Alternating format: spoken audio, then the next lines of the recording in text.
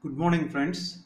Today we are going to see the topic working principle of single phase induction motor. The stator winding is excited by the single phase AC supply. So it is a single phase induction motor excited by single phase supply, and the based on that double revolving field theory, it is working, and it explained in two way: double revolving field theory and cross field theory. And for that double revolving field theory says at the time of starting the resultant torque will be zero. Resultant torque will be zero, so that the it is no self-starting motor, so that you can explain by that working principle of single phase induction motor using the double revolving field theory. And it is as per Faraday electromagnetic induction law, and EMF induced in that rotor conductor.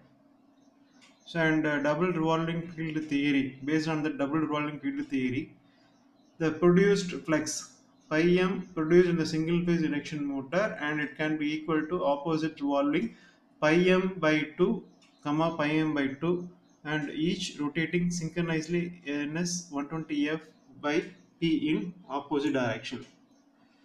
So that by way of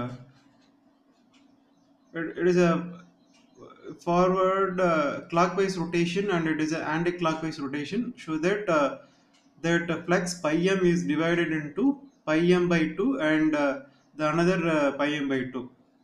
So it is based on that revolving field theory, the resultant torque will be zero at the time of starting, so that it is a no self-starting motor.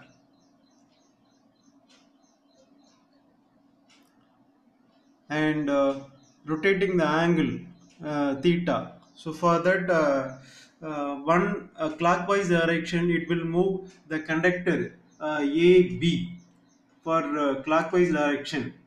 For half cycle, it is rotated.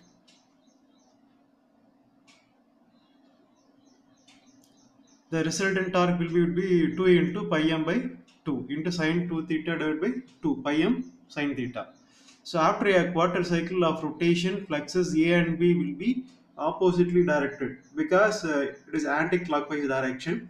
So that the resultant flux is 0, and the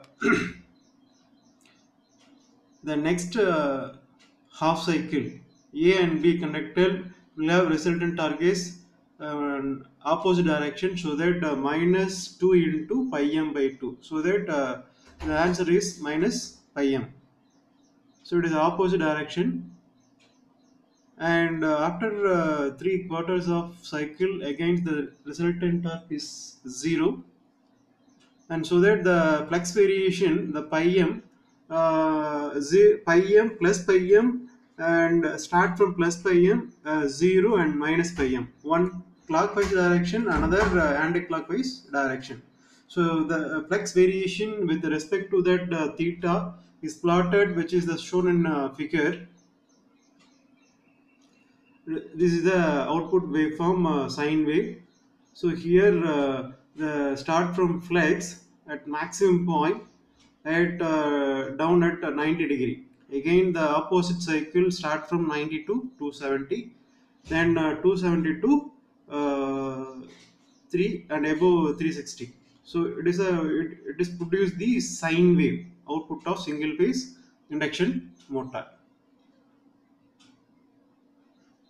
And thus an alternating flux can be looked upon as composed of two revolving flux, each of values of revolving synchronously in opposite direction, so that the slip of rotor is given by Sp equal to ns minus n divided by ns.